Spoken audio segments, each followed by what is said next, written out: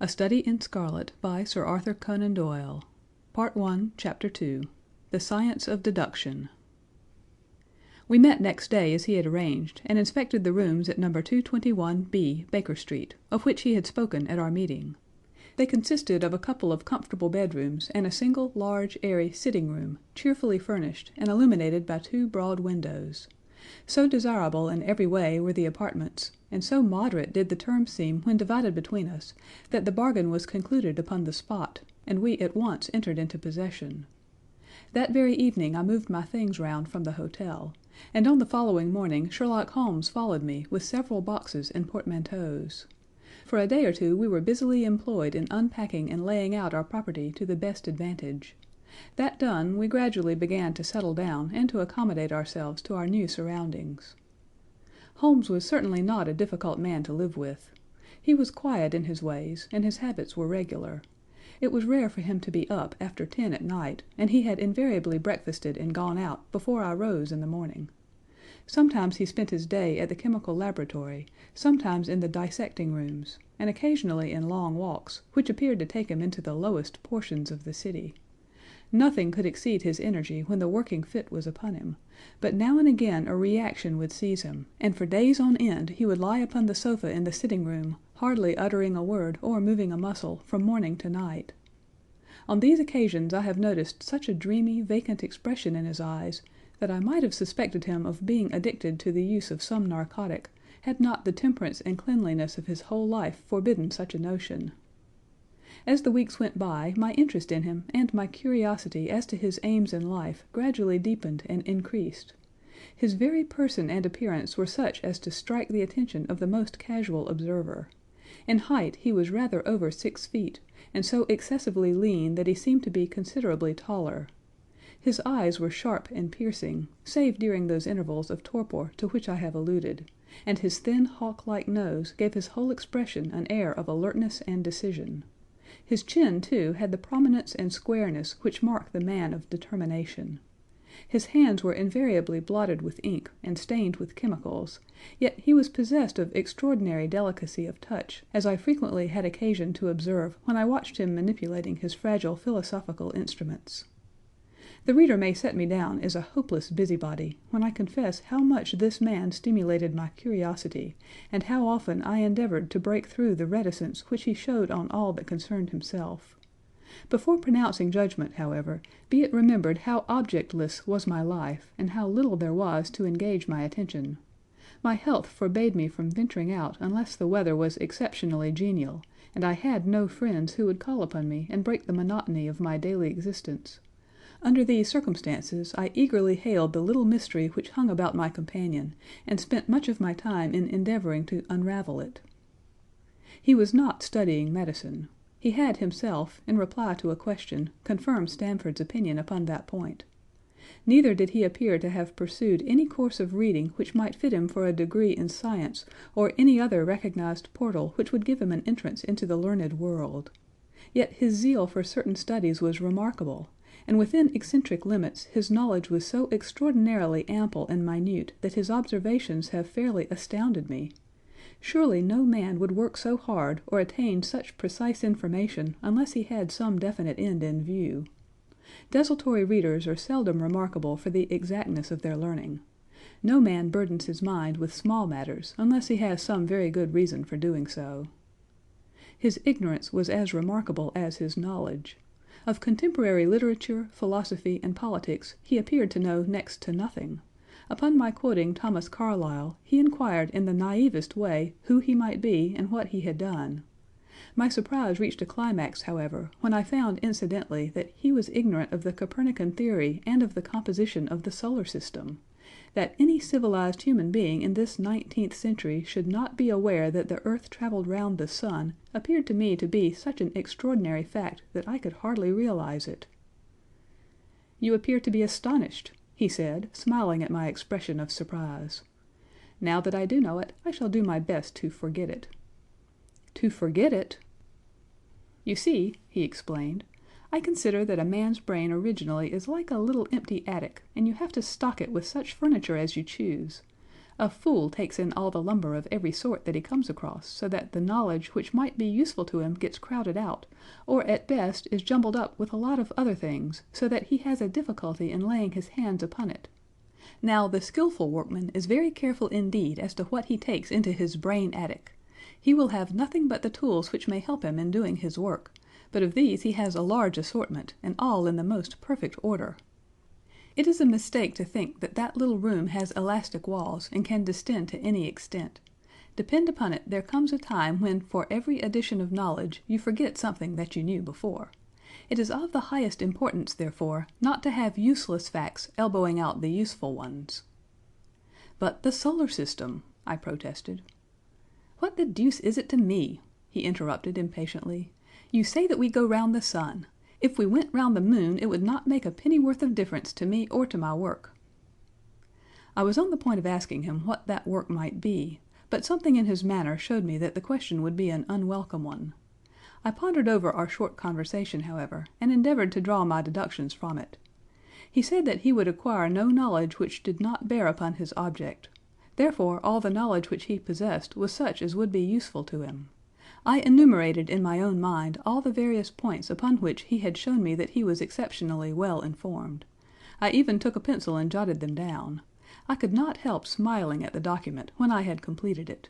It ran in this way: Sherlock Holmes, his limits. 1. Knowledge of literature, nil. 2. Knowledge of philosophy, nil. 3. Knowledge of astronomy, nil. 4. Knowledge of politics, feeble. 5.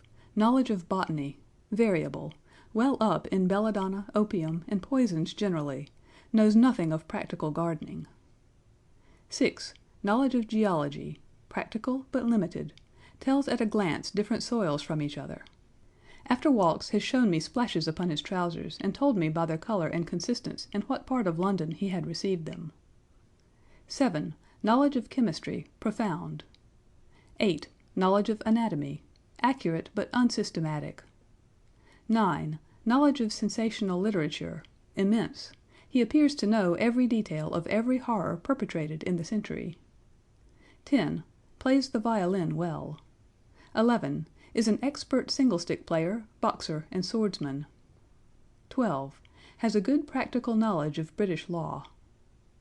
When I had got so far in my list, I threw it into the fire in despair. If I can only find what the fellow is driving at by reconciling all these accomplishments and discovering a calling which needs them all, I said to myself, I may as well give up the attempt at once. I see that I have alluded above to his powers upon the violin. These were very remarkable, but as eccentric as all his other accomplishments.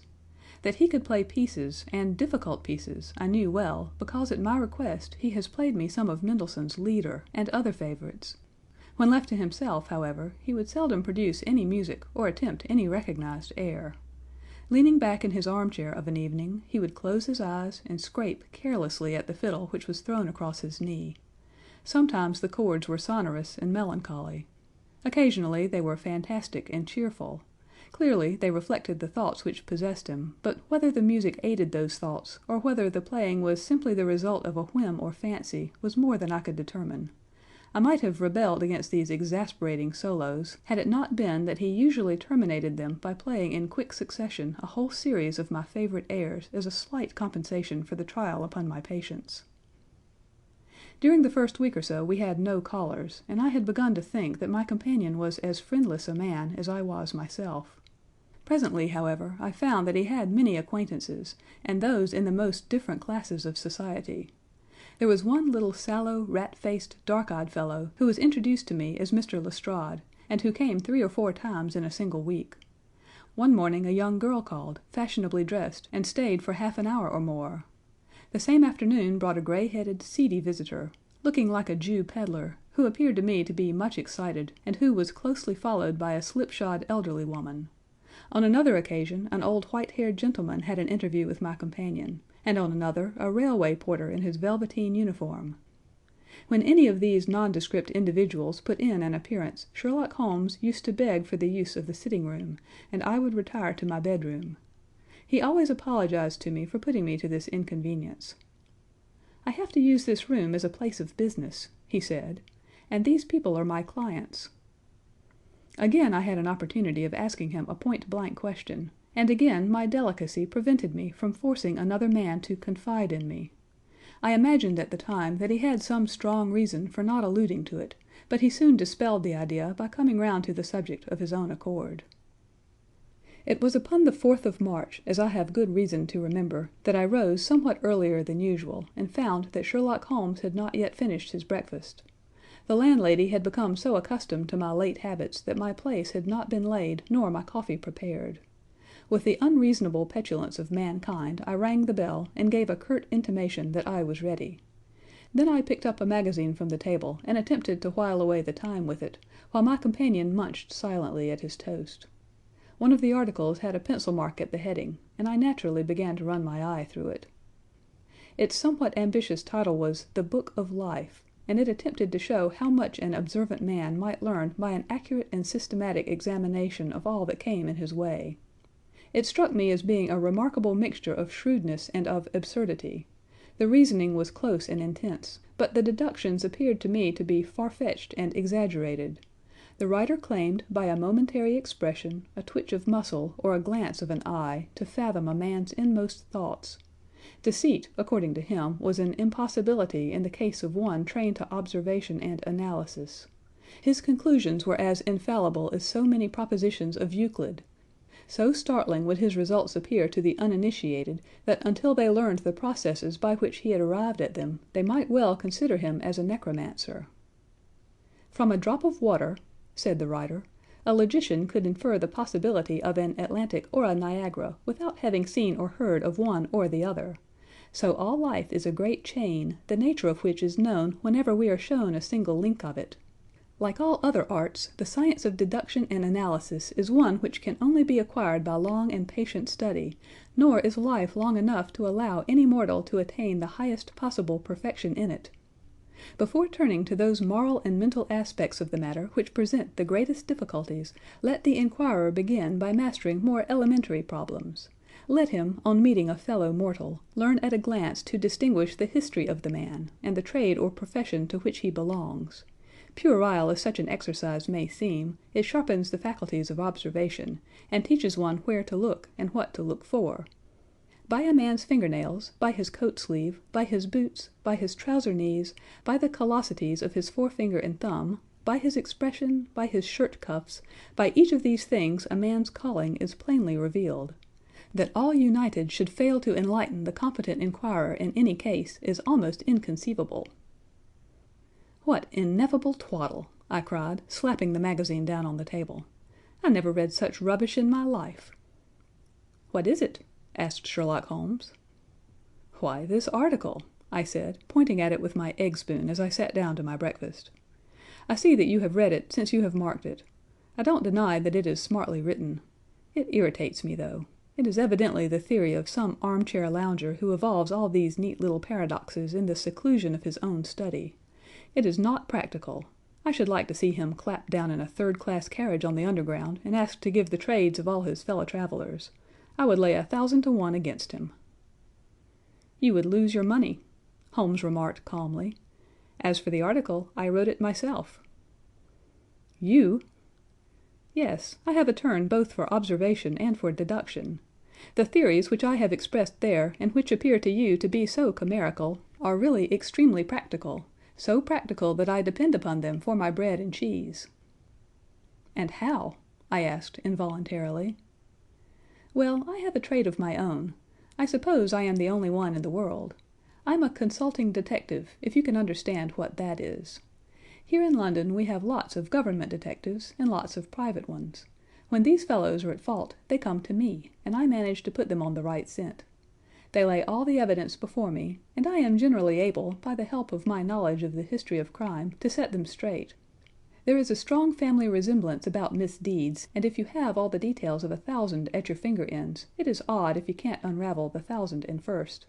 Lestrade is a well-known detective. He got himself into a fog recently over a forgery case, and that was what brought him here." "And these other people?" "They are mostly sent on by private inquiry agencies. They are all people who are in trouble about something and want a little enlightening. I listen to their story, they listen to my comments, and then I pocket my fee." "But do you mean to say," I said, "that without leaving your room you can unravel some knot which other men can make nothing of, although they have seen every detail for themselves?" "Quite so. I have a kind of intuition that way. Now and again a case turns up which is a little more complex. Then I have to bustle about and see things with my own eyes. You see, I have a lot of special knowledge which I apply to the problem, and which facilitates matters wonderfully. Those rules of deduction laid down in that article which aroused your scorn are invaluable to me in practical work. Observation, with me, is second nature. You appeared to be surprised when I told you, on our first meeting, that you had come from Afghanistan." "You were told, no doubt." "Nothing of the sort. I knew you came from Afghanistan. From long habit the train of thoughts ran so swiftly through my mind that I arrived at the conclusion without being conscious of intermediate steps. There were such steps, however. The train of reasoning ran: here is a gentleman of a medical type, but with the air of a military man. Clearly an army doctor, then. He has just come from the tropics, for his face is dark, and that is not the natural tint of his skin, for his wrists are fair. He has undergone hardship and sickness, as his haggard face says clearly. His left arm has been injured. He holds it in a stiff and unnatural manner. Where in the tropics could an English army doctor have seen much hardship and got his arm wounded? Clearly in Afghanistan. The whole train of thought did not occupy a second. I then remarked that you came from Afghanistan, and you were astonished." "It is simple enough as you explain it," I said, smiling. "You remind me of Edgar Allan Poe's Dupin. I had no idea that such individuals did exist outside of stories." Sherlock Holmes rose and lit his pipe. "No doubt you think that you are complimenting me in comparing me to Dupin," he observed. "Now, in my opinion, Dupin was a very inferior fellow. That trick of his of breaking in on his friend's thoughts with an apropos remark after a quarter of an hour's silence is really very showy and superficial. He had some analytical genius, no doubt, but he was by no means such a phenomenon as Poe appeared to imagine." "Have you read Gaboriau's works?" I asked. "Does Lecoq come up to your idea of a detective?" Sherlock Holmes sniffed sardonically. "Lecoq was a miserable bungler," he said in an angry voice. "He had only one thing to recommend him, and that was his energy. That book made me positively ill. The question was how to identify an unknown prisoner. I could have done it in 24 hours. Lecoq took 6 months or so. It might be made a textbook for detectives to teach them what to avoid." I felt rather indignant at having two characters whom I had admired treated in this cavalier style. I walked over to the window and stood looking out into the busy street. "This fellow may be very clever," I said to myself, "but he is certainly very conceited." "There are no crimes and no criminals in these days," he said querulously. "What is the use of having brains in our profession? I know well that I have it in me to make my name famous. No man lives or has ever lived who has brought the same amount of study and of natural talent to the detection of crime which I have done. And what is the result? There is no crime to detect, or at most some bungling villainy with a motive so transparent that even a Scotland Yard official can see through it." I was still annoyed at his bumptious style of conversation. I thought it best to change the topic. "I wonder what that fellow is looking for?" I asked, pointing to a stalwart, plainly dressed individual who was walking slowly down the other side of the street, looking anxiously at the numbers. He had a large blue envelope in his hand, and was evidently the bearer of a message. "You mean the retired sergeant of marines," said Sherlock Holmes. "Brag and bounce," thought I to myself. "He knows that I cannot verify his guess." The thought had hardly passed through my mind when the man whom we were watching caught sight of the number on our door, and ran rapidly across the roadway. We heard a loud knock, a deep voice below, and heavy steps ascending the stair. "For Mr. Sherlock Holmes," he said, stepping into the room, and handing my friend the letter. Here was an opportunity of taking the conceit out of him. He little thought of this when he made that random shot. "May I ask, my lad," I said in the blandest voice, "what your trade may be?" "Commissionaire, sir," he said gruffly. "Uniform away for repairs." "And you were?" I asked, with a slightly malicious glance at my companion. "A sergeant, sir. Royal Marine Light Infantry, sir." No answer? "Right, sir." He clicked his heels together, raised his hand in salute, and was gone. End of Part 1, Chapter 2.